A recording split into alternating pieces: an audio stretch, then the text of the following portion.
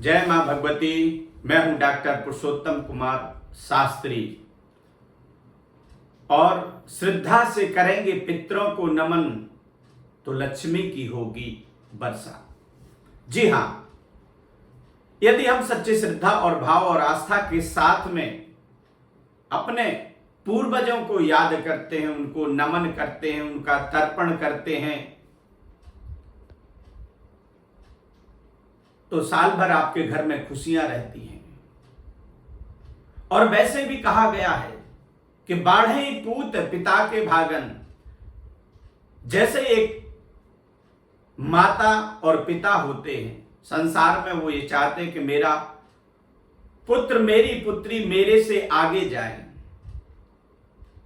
और वही भाव उनका सदा अपने संतान के प्रति रहता है। यदि वो संसार को त्याग देते हैं, इस संसार लीला को समाप्त कर देते हैं, तो उस दिन की जो तिथि होती है उस तिथि को आपको याद रखना चाहिए, हिंदी की तिथि।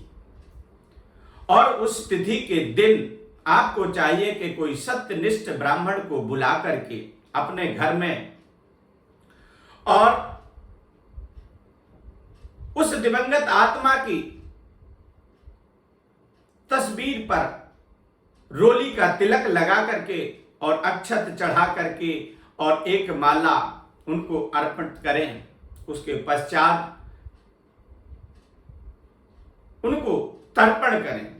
श्रेष्ठ ब्राह्मण इसमें काले तिल, जौ और चावल और कुश जरूर होना चाहिए।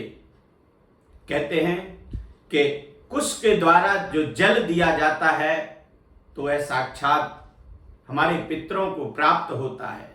कहते हैं कि साल भर जो हम कार्य करते, सिर्फ 15 दिन होते हैं पितरों के, और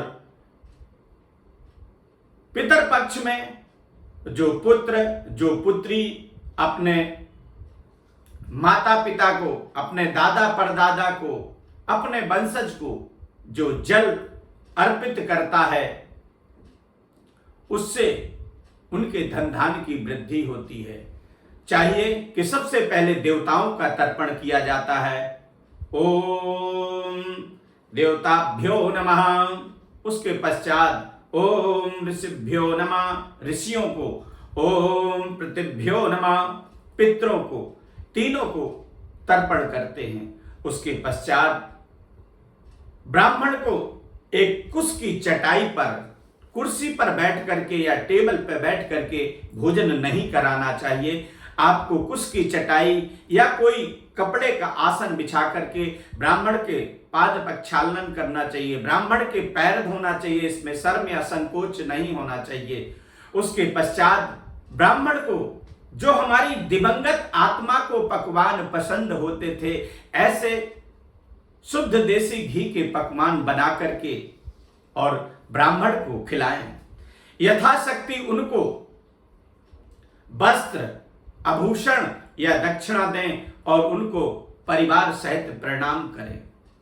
यदि ऐसा हम पितर पक्ष में करते हैं तो हमारे घर में खुशियां आती हैं, लक्ष्मी की बरसात होने लगती है। यानी हमारे जब पितर प्रसन्न होते हैं तो वो दोनों हाथ से आशीर्वाद देते हैं, और उस आशीर्वाद से हमारा व्यापार चलने लगता, हमारा कारोबार चलने लगता है। हमारे घर में जो कलह क्लेश तनाव होता है वह दूर हो जाता है, हमारा मन प्रसन्न रहने लगता है, और हमारे पुत्र पौत्रादि को विद्या की प्राप्ति होती है।